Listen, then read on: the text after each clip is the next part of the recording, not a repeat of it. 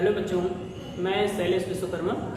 और अभी तक हम लोगों ने पढ़ा कि भौतिक विज्ञान में जो मैथमेटिक्स का पोर्शन है वो सारा पोर्शन हम लोगों ने अपने पिछले वीडियो में कवर किया। और आज हम लोग स्टार्ट करने वाले हैं अपने भौतिक विज्ञान कक्षा 11 का पहला चैप्टर, जिसका नाम है भौतिक जगत, ठीक है, फिजिकल वर्ल्ड। तो इस चैप्टर में हम लोगों को भौतिक विज्ञान क्या होती है वो पढ़ना है। भौतिक विज्ञान किस तरह से परिभाषित की जा सकती है वो पढ़ना है, ठीक है। भौतिक विज्ञान कितने भागों में विभाजित की गई है और प्रकृति में उपस्थित मूल बल क्या होते हैं। तो ये सारी चीज़ें हम लोगों को इस चैप्टर में पढ़नी है, ठीक है। तो इस भौतिक जगत चैप्टर की सबसे पहले जो शुरुआत होती है वो भौतिक विज्ञान की परिभाषा से होती है, ठीक है। तो भौतिक विज्ञान है क्या? भौतिक विज्ञान की वह शाखा है जिसके अंतर्गत हम लोग प्रकृति और प्रकृति में होने वाली घटनाओं का अध्ययन करते हैं, ठीक है। प्रकृति और प्रकृति में होने वाली सभी घटनाओं का अध्ययन करते हैं। तो विज्ञान की ऐसी शाखा को हम लोग क्या बोलेंगे? भौतिक विज्ञान बोलेंगे, ठीक है। अब ये जो परिभाषा है इसके भी अलावा बहुत सारी परिभाषाएं हो सकती हैं। कोई एक पर्टिकुलर परिभाषा नहीं है भौतिक विज्ञान की। आप बहुत सारी परिभाषाओं से भौतिक विज्ञान को परिभाषित कर सकते हैं, ठीक है।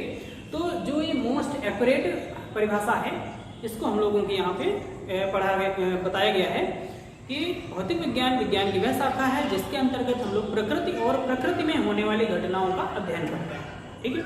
अब देखिए, भौतिक विज्ञान को हम लोग दो तरीके से समझ सकते हैं, या फिर आप ऐसा बोलें कि भौतिक विज्ञान की दो मूलभूत अवधारणाएं हैं, ठीक है। तो कौन कौन सी हैं? एक है एकीकरण, जिसको हम लोग यूनिफिकेशन, और दूसरा है न्यूनीकरण, जिसको हम लोग रिडक्शनिज्म बोलते हैं। तो ये दो मूलभूत अवधारणाएं हैं या भौतिक विज्ञान को समझने के दो तरीके हैं जिससे हम लोग भौतिक विज्ञान को समझ सकते हैं, ठीक है। तो अब देखिए, ये जो यूनिफिकेशन क्या होता है?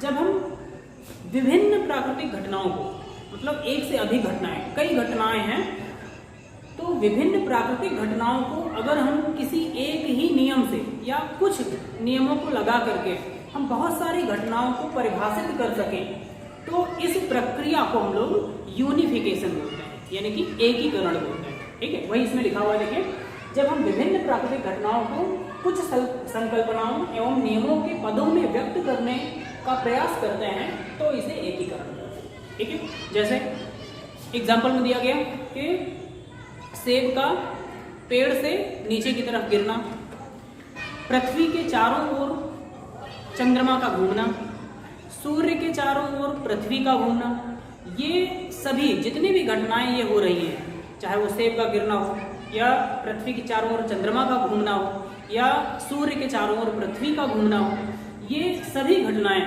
केवल एक नियम से परिभाषित की जा सकती हैं, जिसको हम लोग न्यूटन का गुरुत्वाकर्षण नियम बोलते हैं, ठीक है। तो इसीलिए बोला गया कि अगर हम बहुत सारी घटनाओं को एक ही नियम से परिभाषित कर सकें तो उसे हम लोग एकीकरण बोलते हैं, ठीक है। फिर इसके बाद आता है न्यूनीकरण। न्यूनीकरण क्या है? अगर हम कोई एक बहुत बड़ा एक निकाय है, ठीक है, और उस बहुत बड़े से निकाय को छोटे छोटे भागों में विभाजित करके पढ़ना, बड़े निकाय को छोटे छोटे भागों में विभाजित करके पढ़ने की घटना को या पढ़ने की प्रक्रिया को हम लोग क्या बोलेंगे? न्यूनीकरण बोलेंगे, ठीक है। जैसे भौतिक विज्ञान एक बहुत बड़ा सा टॉपिक है, बहुत बड़ी सी एक विज्ञान की शाखा है। तो इस भौतिक विज्ञान को भी छोटे छोटे भागों में बांटा गया है। ऊष्मागतिकी हो गई और यांत्रिकी हो गई और दोलन तथा तरंगे हो गई, बहुत सारी घटनाएं हैं, बहुत सारे टाइप में भौतिक विज्ञान को विभाजित किया गया है। तो अगर हम किसी एक बड़े से निकाय को, कोई बहुत बड़ी एक घटना है या बहुत बड़ा एक निकाय है, उसको अगर हम छोटे छोटे भागों में विभाजित करके पढ़ते हैं तो उसको हम लोग बोलते हैं न्यूनीकरण, ठीक है। तो वही इसमें लिखा गया, देखिए, किसी बड़े व अधिक जटिल निकाय के गुणों को छोटे छोटे अवयवों में विभाजित करके समझने का प्रयास करना ही न्यूनीकरण कहलाता है, ठीक है। अब न्यूनीकरण का एक उदाहरण दिया गया है, देखिए, ऊष्मागतिकी। ये एक भौतिक विज्ञान की शाखा है, ठीक है। ऊष्मागतिकी, थर्मोडायनेमिक्स जिसको बोलते हैं। तो ये जो ऊष्मागतिकी है, ऊष्मागतिकी को समझने के लिए हम लोगों ने ऊष्मागतिकी को 2-3 पार्ट में डिवाइड कर दिया ताप अलग समझ लिया, आंतरिक ऊर्जा समझी, एंट्रोपी समझी, और छोटे छोटे भागों में विभाजित करके हम लोगों ने ऊष्मागतिकी को पढ़ लिया। ठीक है, तो इस तरह की प्रक्रिया अगर हम प्रयोग कर रहे हैं, मतलब एक बहुत बड़े से निकाय को छोटे छोटे भागों में विभाजित करके पढ़ रहे हैं, तो वो न्यूनीकरण होगा। ठीक है, और अगर बहुत सारी घटनाएं किसी एक ही नियम से या कुछ नियम से परिभाषित की जा सके तो उसको हम लोग एकीकरण बोल देते हैं। ठीक है, तो इसको आपको याद रखना है। चलिए, तो अब हम लोग भौतिक विज्ञान के पार्ट्स पढ़ेंगे। भौतिक विज्ञान को कितने भागों में विभाजित किया गया है। ठीक है, भौतिक विज्ञान के भाग, तो भौतिक विज्ञान को 2 भागों में विभाजित किया गया है। एक है मैक्रोस्कोपिक फिजिक्स और दूसरा है माइक्रोस्कोपिक फिजिक्स। मैक्रोस्कोपिक मतलब स्थूल भौतिकी। स्थूल भौतिकी का मतलब यह है कि भौतिक विज्ञान की वह शाखा जिसमें हम लोग ऐसी घटनाओं का अध्ययन करेंगे जो हमको दिखाई दे रही हैं या जिनको हम महसूस कर सकते हैं। ठीक है, तो ऐसी घटनाओं का अध्ययन हम लोग स्थूल भौतिकी के अंतर्गत करेंगे। दूसरा पार्ट है माइक्रोस्कोपिक फिजिक्स, सूक्ष्म भौतिकी। ठीक है, तो सूक्ष्म भौतिकी के अंतर्गत हम लोग पढ़ेंगे कि जो घटनाएं हम अपनी आंखों से नहीं देख सकते। ठीक है, जैसे इलेक्ट्रॉन, प्रोटॉन या एटम, ये हम लोग अपने नॉर्मल आंखों से नहीं देख सकते हैं। ठीक है, तो ऐसी घटनाओं को हम लोग क्या पढ़ेंगे, कहाँ पढ़ेंगे, सूक्ष्म भौतिकी के अंतर्गत पढ़ेंगे। ठीक है, तो अब देखिए, ये जो स्थूल भौतिकी के हैं इसको भी विभिन्न भागों में विभाजित किया गया है। यहाँ पर हमने 5 भाग बताए हैं, लेकिन आप बहुत सारे भाग हो सकते हैं। तो पहला भाग है हमारा मैकेनिक्स, जिसको हम लोग यांत्रिकी बोलते हैं। ठीक है, इसमें हम लोग मशीनों का अध्ययन या कोई वस्तु है वो गतिमान है तो उसका अध्ययन हम लोग करते हैं। ठीक है, दूसरा भाग है थर्मोडायनेमिक्स, जिसको हम लोग बोलते हैं ऊष्मागतिकी। ऊष्मागतिकी के अंतर्गत हम लोग ताप के स्थानांतरण की घटना का अध्ययन करते हैं। ताप के स्थानांतरण की घटना का अध्ययन करते हैं। ठीक है, फिर तीसरा भाग है ऑसिलेशंस एंड वेव्स, दोलन तथा तरंगे। तो इसमें हम लोग दोलन और तरंगों का अध्ययन करेंगे। ठीक है, और चौथा पार्ट है ऑप्टिक्स, जिसको हम लोग प्रकाशिकी बोलते हैं। ठीक है, तो इसमें हम लोग प्रकाश के गुणों का अध्ययन करते हैं। और ये लास्ट पार्ट हमने बताया आपको इलेक्ट्रोडायनेमिक्स, वैद्युत गतिकी। इसमें हम लोग वैद्युत के प्रवाह की घटनाओं का अध्ययन करते हैं कि वैद्युत जब प्रवाहित होती है तो उसमें क्या होता है। और भी हो सकता है, इलेक्ट्रोस्टैटिक्स हो सकता है। ठीक है, स्थिर वैद्युतिकी हो सकता है। तो बहुत सारे पार्ट्स हो सकते हैं इसमें। ठीक है, लेकिन वो सभी पार्ट्स जिनको हम लोग महसूस कर सकते हैं या फिर जो हम देख सकते हैं, उन्हीं का हम लोग अध्ययन करेंगे। इसमें सूक्ष्म भौतिकी के अंतर्गत हम लोग 2 भागों का अध्ययन करेंगे। सूक्ष्म भौतिकी को 2 पार्ट में डिवाइड किया गया है। क्वांटम मैकेनिक्स, ठीक है, जिसको हम लोग क्वांटम यांत्रिकी बोलते हैं, जिसमें हम लोग बहुत छोटे छोटे पार्टिकल्स का अध्ययन करते हैं, जैसे इलेक्ट्रॉन हो गया, प्रोटॉन हो गया या परमाणु हो गया। ठीक है, और दूसरा भाग है न्यूक्लियर फिजिक्स, नाभिकीय भौतिकी। ठीक है, तो नाभिकीय भौतिकी क्या है, इसमें हम लोग नाभिक का अध्ययन करते हैं। मतलब जो परमाणु है, परमाणु के अंदर नाभिक होता है, तो उस नाभिक के गुणों का अध्ययन करते हैं। किसमें, नाभिकीय भौतिकी में। तो भौतिक विज्ञान को इन्हीं 2 भागों में बांटा गया है, स्थूल भौतिकी और सूक्ष्म भौतिकी। और स्थूल के ये पार्ट और सूक्ष्म भौतिकी के ये पार्ट है। ठीक है, चलिए अब इस चैप्टर में हम लोगों को नया टॉपिक पढ़ना है, प्रकृति में मूल बल। ठीक है, तो प्रकृति जो हमें मूल बल, प्रकृति ने हमें जो मूल बल प्रदान किए हैं वो कितने हैं, 4 तरीके के प्रकृति ने हमको मूल बल दिए हैं। ठीक है, कौन कौन से, एक होता है गुरुत्वाकर्षण बल, वैद्युत चुंबकीय बल, प्रबल नाभिकीय बल और दुर्बल नाभिकीय बल। तो ये 4 तरीके के प्रकृति ने हमको मूल बल प्रदान किए हैं। ठीक है, तो अब ये ग्रेविटेशनल फोर्स, गुरुत्वाकर्षण बल, ये होता क्या है, देखिए 2 वस्तुएं मान लेते हैं। एक वस्तु ये है जिसका द्रव्यमान m1 है, दूसरी वस्तु ये है जिसका द्रव्यमान m2। जो 2 बड़ी वस्तुएं एक दूसरे से अगर स्मॉल r दूरी पर रखी हुई हैं तो इनके बीच में एक बल काम करता है, एक आकर्षण बल काम करता है, जिसको हम लोग गुरुत्वाकर्षण बल बोलते हैं। जैसे कोई एक वस्तु है यहाँ रखी, उसको आप अगर छोड़ देते हैं तो वो नीचे जमीन में गिरती है। मतलब पृथ्वी उस वस्तु पर एक बल लगा रही है, तभी तो वो नीचे जा रही है। मतलब पृथ्वी जो है उस पर गुरुत्वाकर्षण बल लगा रही है। या चंद्रमा पृथ्वी के चारों ओर वृत्ताकार मार्ग में चक्कर लगा रहा है, तो जो पृथ्वी है वो चंद्रमा को किसी एक बल से आकर्षित किए हुए है, जिसकी वजह से वो उसके चारों तरफ घूम रहा है। तो इसी बल को हम लोग क्या बोल देते हैं, गुरुत्वाकर्षण बल बोलते हैं, ठीक है। और इसका मान कैसे निकालते हैं, Fg बराबर capital G m1 m2 upon r square, ये गुरुत्वाकर्षण बल निकालने का सूत्र है, ठीक है। तो ये कैपिटल G क्या है, सार्वत्रिक गुरुत्वाकर्षण नियतांक, कैपिटल G है सार्वत्रिक गुरुत्वाकर्षण नियतांक, ठीक है। अभी हम लोग आगे पढ़ेंगे इसको। और m1 m2 क्या है, दोनों वस्तुओं के द्रव्यमान, r क्या है, दोनों वस्तुओं के बीच की दूरी, ठीक है। तो इस तरह से हम लोग गुरुत्वाकर्षण बल को परिभाषित करेंगे कि गुरुत्वाकर्षण बल कोई भी दो भारी वस्तुओं के बीच या कोई भी दो वस्तुओं के बीच कार्य करने वाले बल को हम लोग गुरुत्वाकर्षण बल बोल देते हैं, ठीक है। दूसरा है इलेक्ट्रोमैग्नेटिक फोर्स, वैद्युत चुंबकीय बल। अब इसमें देखिए दो तरीके के बल इसमें एक साथ बताए गए हैं, वैद्युत बल और चुंबकीय बल, ठीक है।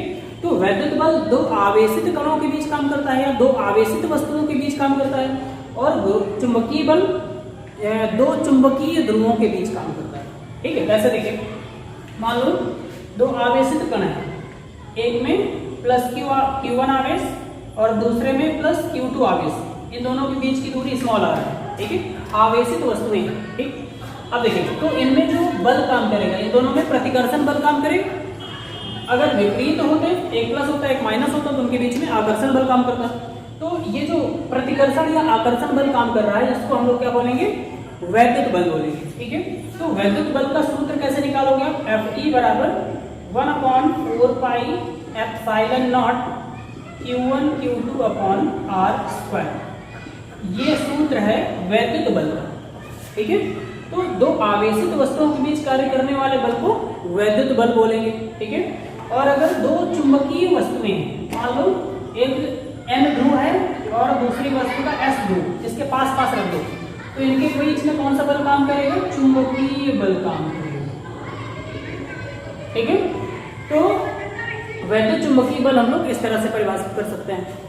फिर तीसरा है स्ट्रॉन्ग न्यूक्लियर फोर्स, प्रबल नाभिकीय बल। अब आपने सुना होगा कि जो नाभिक के अंदर क्या क्या होता है, प्रोटॉन होते हैं, न्यूट्रॉन होते हैं, ठीक है।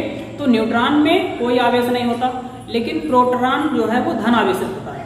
अब नाभिक के अंदर केवल प्रोटॉन, तो एक प्रोटॉन तो नहीं होगा, बहुत सारे प्रोटॉन होंगे, ठीक है। तो प्रोटॉन भी बहुत सारे हैं और न्यूट्रॉन भी बहुत सारे हैं, लेकिन न्यूट्रॉन तो एक दूसरे पर बल नहीं लगाएंगे, लेकिन प्रोटॉन जो है वो आपस में एक दूसरे में प्रतिकर्षण बल लगाएंगे, क्योंकि समान आवेश अगर होता है तो उनके बीच प्रतिकर्षण बल काम करता है। अब एक प्रोटॉन यहाँ है, दूसरा प्रोटॉन यहाँ है, दोनों बहुत थोड़ी सी दूरी पर रखे हैं, तो क्या होगा, इन दोनों में बहुत ज्यादा प्रतिकर्षण बल काम करेगा, तो ये दूर भागने की कोशिश करेंगे। तो अगर नाभिक से प्रोटॉन दूर भागने की कोशिश करेंगे और बाहर निकल गए, एक दूसरे से दूर हो गए, तो पूरा नाभिक खत्म तो परमाणु खत्म तो अणु खत्म, सब कुछ मतलब खत्म हो जाएगा। तो इसका मतलब यह है कि इन प्रोटॉनों को नाभिक के अंदर बांधने के लिए एक बाहरी बल काम कर रहा होता है, ठीक है। प्रोटॉनों को नाभिक के अंदर बांधने के लिए जो बल काम करता है उसको हम लोग प्रबल नाभिकीय बल बोलते हैं, ठीक है। जो प्रोटॉनों को नाभिक के अंदर बांधे रहता है, ऐसे बल को प्रबल नाभिकीय बल बोल देते हैं, ठीक है। तो ये नाभिक के अंदर काम करता है।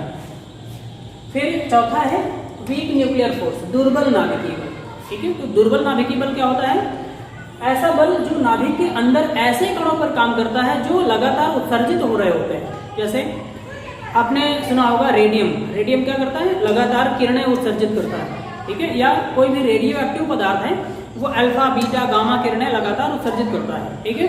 और वो किरणें निकलती कहाँ से हैं, नाभिक के अंदर से निकलती हैं। तो जो नाभिक है, नाभिक के अंदर से जो किरणें निकल रही हैं, मतलब अल्फा बीटा गामा कण निकल रहे हैं, तो ये कण नाभिक के अंदर जिस बल से बंधे होते हैं उसको हम लोग क्या बोल देते हैं, दुर्बल नाभिकीय बल बोल देते हैं, ठीक है। तो ये रेडियो एक्टिव पदार्थों में नाभिक के अंदर काम करता है और किन कणों को बांधे रहता है, अल्फा बीटा गामा, मतलब जो अपने आप उत्सर्जित होने वाले कण होते हैं उनको जिस बल से बांधे होता है उसको हम लोग दुर्बल नाभिकीय बल बोलते हैं। और नाभिक के अंदर प्रोटॉन और न्यूट्रॉन एक दूसरे से जिस बल से बंधे होते हैं उसको हम लोग प्रबल नाभिकीय बल बोलते हैं, ठीक है। तो अगर हम इन चारों बलों को इनके मान के आधार पर, इनको कौन बड़ा है कौन छोटा है, ऐसा अगर हम इनको सीरियल से बनाने की कोशिश करें तो सबसे दुर्बल बल जो होता है वो गुरुत्वाकर्षण बल होता है, Fg सबसे दुर्बल होता है, ठीक है। सबसे कमजोर बल है लेकिन बहुत दूर तक काम करता है, ठीक है, बहुत दूर तक काम करता है। कहाँ देखो, पृथ्वी यहाँ है, चंद्रमा कितनी दूर है, पृथ्वी यहाँ है, सूर्य कितनी दूर है, लेकिन इन दोनों के बीच में एक बल काम कर रहा है, लेकिन बहुत दूर तक तो काम कर रहा है, लेकिन इतना ज्यादा बहुत ज्यादा प्रबल नहीं है। नहीं तो क्या होता, चंद्रमा पृथ्वी में आके गिर जाता, पृथ्वी सूर्य में जाकर के गिर जाती, बहुत ज्यादा अगर प्रबल होता, ठीक है। तो इतना ज्यादा प्रबल बल नहीं है, बहुत थोड़ा सा बल होता है, सबसे छोटा बल यही है, ठीक है। फिर इससे बड़ा बल कौन सा है, इससे बड़ा बल होता है दुर्बल नाभिकीय बल, ठीक है। तो सबसे छोटा बल गुरुत्वाकर्षण बल और उससे बड़ा बल दुर्बल नाभिकीय बल, जिसको हम लोग Fw, ठीक है। अब उससे भी बड़ा, उससे बड़ा होता है इलेक्ट्रोमैग्नेटिक फोर्स, वैद्युत चुंबकीय बल। वैद्युत चुंबकीय बल ये उससे भी बड़ा है, ठीक है, उससे भी ज्यादा मान वाला है। और सबसे जो प्रबल बल है उसको हम लोग नाम ही दे दिया गया, प्रबल नाभिकीय बल। ये सबसे ज्यादा स्ट्रांग होता है, सबसे प्रबल बल होता है, ठीक है। तो सबसे छोटा बल कौन सा, सबसे कम मान वाला बल गुरुत्वाकर्षण बल, और सबसे बड़ा बल प्रबल नाभिकीय बल, ठीक है। अब अगर हम इनका अनुपात देखें, अगर हम इन सभी का अनुपात देखें, Fg अनुपाते Fw अनुपाते Fe अनुपाते Fs, अगर हम इन सब का अनुपात देखें तो अनुपात क्या मिलेगा, अगर हम Fg को 1 लिख दें तो ये हो जाएगा 1 अनुपाते 10 की घात 25 अनुपाते 10 की घात 36 अनुपाते 10 की घात 38, ठीक है। तो ये सब का अनुपात है, मतलब अगर Fg 1 है तो Fw का मान क्या होगा, 10 की घात 25 गुना बड़ा होगा, और Fe कितना होगा, 10 की घात 36 गुना बड़ा होगा, किससे, गुरुत्वाकर्षण बल से। और Fs जो स्ट्रॉन्ग न्यूक्लियर फोर्स है, प्रबल नाभिकीय बल, वो 10 की घात 38 गुना गुरुत्वाकर्षण बल से बड़ा होता है, ठीक है। तो ये अनुपात है। तो सबसे बड़ा बल और सबसे कमजोर बल, ये आपको याद रखना है। सबसे कमजोर बल जो है वो गुरुत्वाकर्षण बल, और सबसे प्रबल बल जो है वो प्रबल नाभिकीय बल होता है, ठीक है। अब हम लोग पढ़ेंगे कुछ संरक्षण नियम, ठीक है। तो संरक्षण नियम में इस चैप्टर में हम लोगों को ये 4 तरीके के संरक्षण नियम पढ़ने हैं। जैसे हम लोगों ने 4 तरीके के मूल बल पढ़े थे, वैसे ही प्रकृति द्वारा कुछ संरक्षण नियम हम लोगों को दिए गए हैं। तो पहला नियम है हमारा law of conservation of energy, ऊर्जा संरक्षण का नियम। ये सबको मालूम होता है, ठीक है। तो ऊर्जा संरक्षण का नियम क्या है, ये सभी नियम आपको लिखने भी है और याद भी करने हैं, ठीक है। तो ये जो संरक्षण नियम है, ऊर्जा संरक्षण का नियम, ये क्या होता है, ऊर्जा को ना तो उत्पन्न कर सकते हैं ना ही नष्ट कर सकते हैं, लेकिन ऊर्जा को एक रूप से दूसरे रूप में स्थानांतरित कर सकते हैं। इसे ही ऊर्जा संरक्षण का नियम कहते हैं, ठीक है। या फिर दूसरे तरीके से हम लोग इसको परिभाषित कर सकते हैं कि किसी भी निकाय की कुल ऊर्जा नियत रहती है, इसे ही ऊर्जा संरक्षण का नियम कहते हैं, ठीक है। फिर दूसरा नियम है आपका law of conservation of linear momentum, रेखीय संवेग संरक्षण का नियम, ठीक है। तो ये नियम क्या कहता है, इस नियम के अनुसार यदि किसी वस्तु पर बाह्य बल आरोपित ना किया जाए, मतलब बाह्य बल ना लगाया जाए, तो उस वस्तु का रेखीय संवेग हमेशा नियत रहता है। इसे ही हम लोग रेखीय संवेग संरक्षण का नियम कहते हैं, ठीक है।